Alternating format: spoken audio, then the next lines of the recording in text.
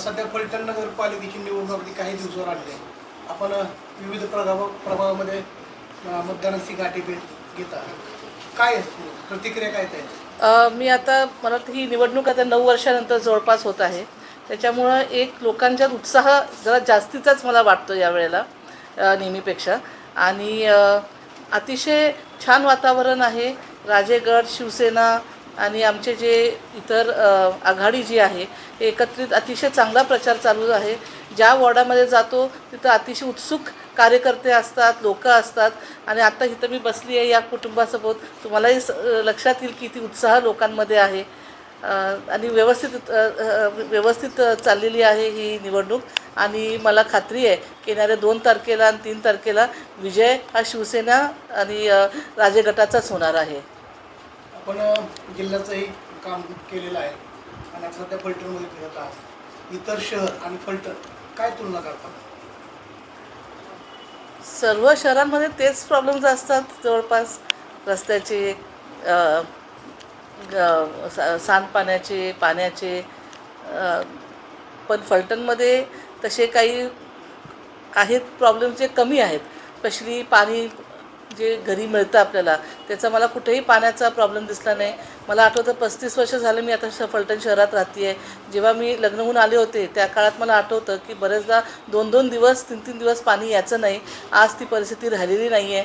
आणि मोठे मोठे काही रस्ते पण झालेले आहेत फलटणमध्ये. 80 फूट रस्ता पण झालेला आहे. अशा फलटणसारखे जे शहरं आहेत, आता मी उदाहरण तुम्हाला देते. फलटणसारखे तालुका प्लेसेस जर तुम्ही घेतलात तर त्या मानाने बाई असेल किंवा जे तालुका प्लेसेस आहेत त्यापेक्षा फलटणचं मी निश्चितच म्हणेन की जास्त आधुनिक आहेत आणि जास्त प्रोग्रेस झालेले आहेत.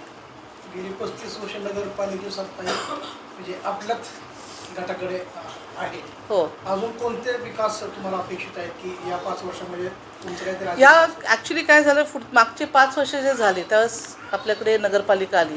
गेले 4 वर्ष आपल्या सर्वांना माहिती आहे की प्रशासन होतं इथं. आणि सगळ्यांनाच माहिती आहे की प्रशासन जे आहे त्यांना किती दबावाखाली इथं काम करावं लागलं. जी कामं मंजूर होती तीही करून दिलेली नाही आहेत. आणि त्यामुळे बरीचशी कामं आज तुम्हाला दिसतील की कामं मंजूर असतील पण रस्ते झालेले नाही आहेत. आणि त्यामुळं थोडंसं आहे प्रॉब्लेम. पण निश्चितच आम्ही आता या परत जर निवडणूक जर निश्चितच निवडून येणार आहेच. परंतु जेव्हा ही निवडणूक होईल तेव्हा आणखीन जोमाने सर्व कामाला लागतील. महिला सुरक्षिततेबाबत काय? महिला सुरक्षिततेच्या बाबत मला काल एक धक्कादायक न्यूज मिळाली. मी लक्ष्मीनगर, विद्यानगर त्या भागात प्रचार करत असताना एक महिलांचा ग्रुप माझ्याकडे आला आणि त्यांनी मला सांगितलं की आम्हाला पूर्वीसारखं फलटण हे वाटत नाही. त्या DH चौकामध्ये काही मुलं आणि संध्याकाळी तिथं उभी असतात, काही पुरुष मंडळी तिथं उभी असतात. आमच्या मुली क्लासेसहून येतात, संध्याकाळी उशिरा मैत्रिणींबरोबर येतात, सुरक्षित वाटत नाही. एक मुलगी तिच्या घरी जात होती, तिची आजी स्वतः मला सांगितली की ती मुलगी जेव्हा चालत होती तेव्हा एका पुरुषाने, एका मुलाने येऊन तिला सहज विचारलं, चल तुला लिफ्ट मी देते. मग ह्याच्यावर म्हणजे महिला सुरक्षित आत्ता तरी नाही आहेत. आणि पूर्वी हे त्यांचंच म्हणणं आहे या महिलांचं की पूर्वी आम्हाला फलटणमध्ये मुलींना 10-10 वाजेपर्यंत बाहेर गेले तरी भीती वाटायची नाही. आता 7-7:30 नंतर आम्हाला भीती वाटते आहे. म्हणजे मी त्यांना असंच विचारलं की तुम्हीच विचार करा की हे का असं झालेलं आहे. पूर्वी 35 वर्षात हे मी कधीच ऐकलं नव्हतं. या 3-4 वर्षातच हे काय असं झालं आहे. फलटणची संस्कृती का बदललेली आहे. शिवसेना पक्षात प्रवेश केलेला आहे, सत्तेमध्ये आहे, तर यावर काय उपाययोजना? आता कालच प्रवेश केला आहे. थोडासा विचार करायला वेळ द्या. पण निश्चितच आपण काहीतरी त्याच्याबद्दल रामराजे बाबा विचार करतील डेफिनेटली.